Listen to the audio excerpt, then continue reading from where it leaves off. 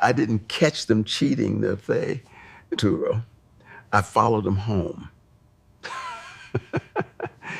It started like any other day, completely ordinary, until a single red light changed everything.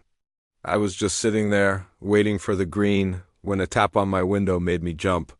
A kind stranger pointed at my rear tire. "Looks flat," he said. And just like that, the mundane routine of my day cracked wide open.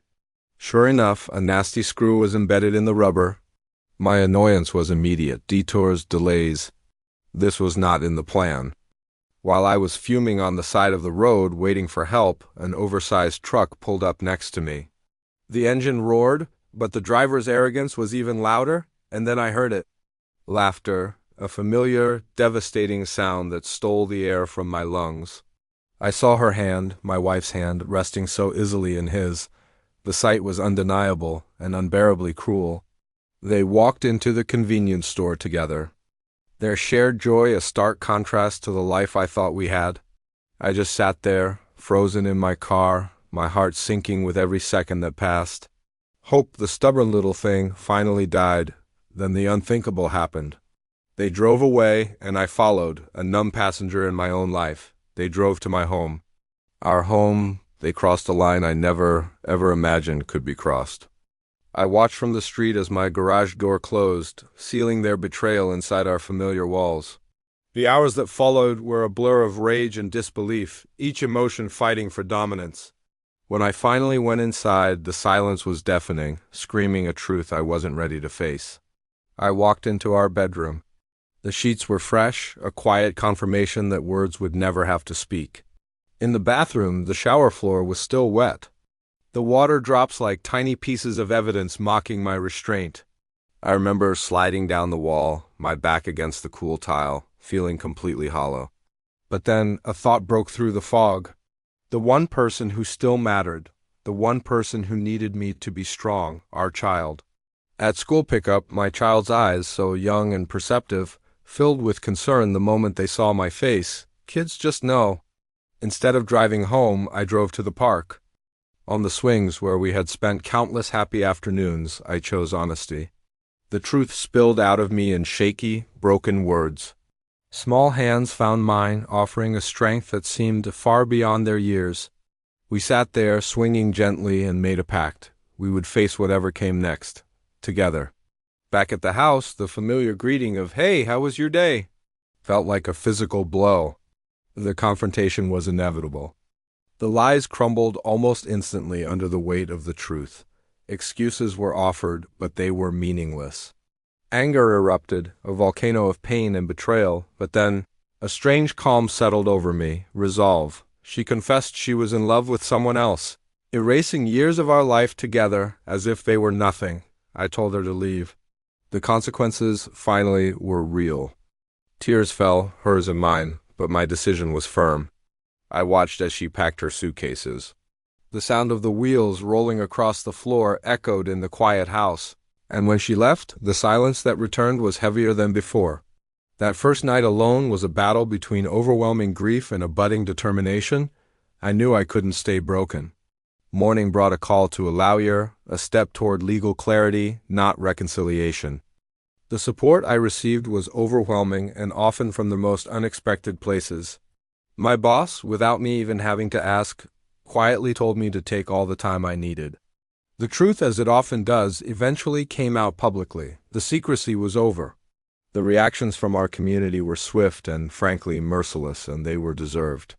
Angry phone calls followed from her, powerless demands that I just ignored.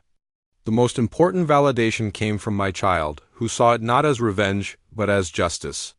The divorce proceedings began with a brutal efficiency. When it came to custody, our discussions were centered on one thing: stability and choice. Then came the question I had been dreading, a quiet request for certainty born from a child's fear. A simple test confirmed a truth my heart already knew. The relief that flooded through both of us was immense. A name change followed, a powerful symbol of loyalty, of belonging, of who our family truly was now. Slowly, very slowly, life began to find a new rhythm. Then an unexpected message arrived, news from her. It seemed consequences had finally caught up with them elsewhere. And to my surprise, the feeling that washed over me wasn't anger or satisfaction, but a strange, quiet compassion. A new life, a baby, had entered the world.